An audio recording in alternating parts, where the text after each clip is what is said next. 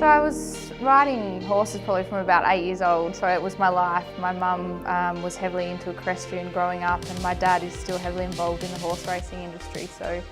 it was in the blood, and that was my goal from being a little girl, wanting to go to the Paralympics in equestrian, and that was a path I endured for over 20 years. So, you know, to all of a sudden, very shortly, switch to another sport and then going to Rio within less than 2 years in the sport, it was just phenomenal. But the switch came out of a time when I realised that, you know, there's this cliche that life is short, you know, people say that, but it wasn't until I lost my mum very suddenly to cancer, you know, just to see how quickly someone's life can be taken without choice. And I realised that there are other things I want to try in life, and unfortunately that meant I had to close the door on the whole equestrian world to give myself the opportunity to allow new doors to open, and that's when I tried triathlon and just fell in love with it.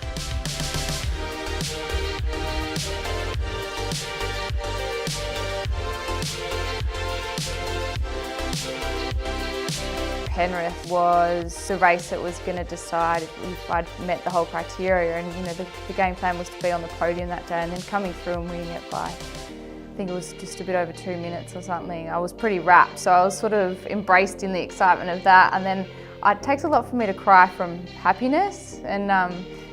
finished the race and I was pretty exhausted, but then I just sort of sat down and I saw one of the TA staff, and I'm like, oh my God, like I'm going to Rio, and I just started crying.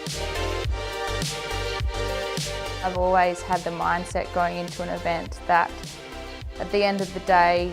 you know, come that race day, that you have done all the hard work and you like to think you have done everything you can in the training, and that race day is where you really get to show off. That's where you get to show the world what you're capable of, and with that comes an element of enjoying it. For me,